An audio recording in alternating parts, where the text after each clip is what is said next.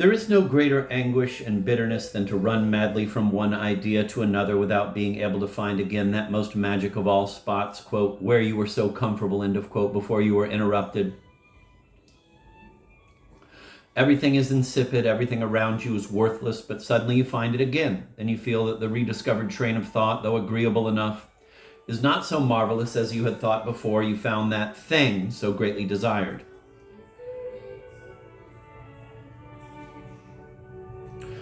Nevertheless, I have found it again, and I can continue my reverie. Let's go ahead. It will last 4 or 5 hours, and perhaps I can continue it the next day and at the same time perfect it. Good heavens, what a prodigious worker you are, Salvador Dali. But I overcome my temptations, and right here I shall stop describing my reverie. For even though it is one of the strangest my brain has produced, it would make us lose the thread of the interpretation of the dream of the, quote, plaster inundation, end of quote, which we were discussing before we were distracted by these general considerations on the course of the river of reverie, always so instructive.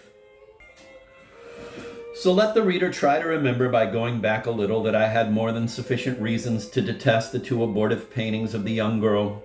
These canvases which I had temporarily hidden, I intended, as I have already said, to paint over. As soon as this was possible, I decided one morning to prepare the 2 canvases together, and I put them next to each other on the floor so that I could paint them both together, covering them with a coat of white color diluted with glue.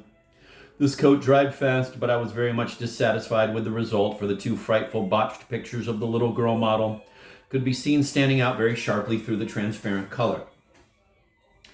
Then, deciding to resort to desperate measures, I prepared a large pot of white paint and poured it over the 2 canvases. The paint flowed over the edges and spread on the floor. But as usual in such circumstances, far from being discouraged or stopping because of this incident, I decided that the damage was already done and that a little more or less no longer made the slightest difference.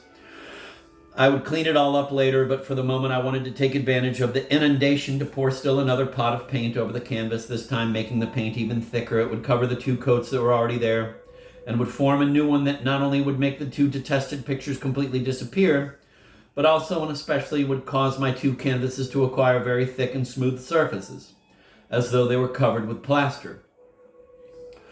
I poured out the second pot of paint with such lack of concern over spilling it that it was now spreading across the floor of the room like a flood. The sun poured in through the windows, and the dazzling white consciously reminded me of the town of Figueras covered with snow at the period of my false memories.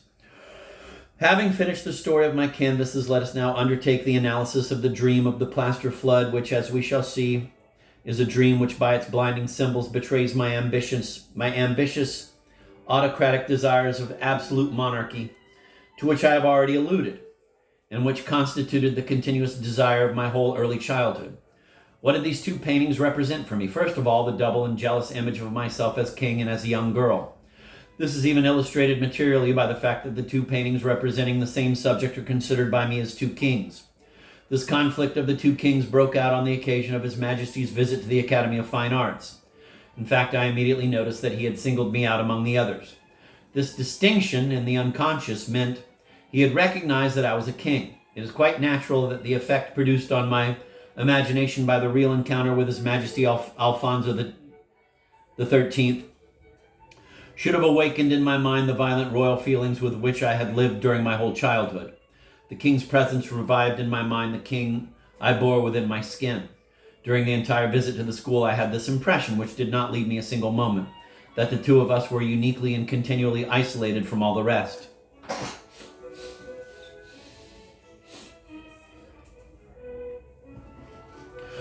But this dualism finally disappeared, for at the moment when I made my genuflection before him, I felt myself agreeably but totally depersonalized. I was completely identified with him. I was he, and since he was the real thing, all my autocracy was directed against the false one. The false king was the one I had painted on the 2 canvases. There the rivalry was flagrant because of the desire to have the sex organs that were the contrary of my own. When I spilled the plaster and inundated the sculpture class, I realized the same symbol as I had realized in pouring the paint over my 2 canvases. Quote, I effaced the rival false king, end of quote. This plaster and this paint of an immaculate white was the ermine mantle of the absolute monarchy, which unifies all, covers, makes a cult, and dominates all majestically. It was exactly the same ermine mantle which in my memories covered the hostile reality of the town of Figueras with a shroud of snow. It was the same purifying mantle which, as it covered and hid the Academy of Fine Arts, also covered the 2 paintings made in this academy, representing for me the sum of the most painful experiences suffered in this place of spiritual degradation. The plaster flood was thus nothing other than the ermine mantle of my absolute monarchy solemnly spreading from above, from the summit of the tower of the sculpture class over everything that was below. Misunderstood king! Dali, for your 21 years, you are assimilating your readings wonderfully well. I congratulate you.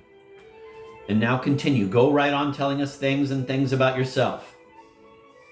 It fascinates us more and more. Go to it. Here we are, listening to you. Wait, let me drink a glass of water.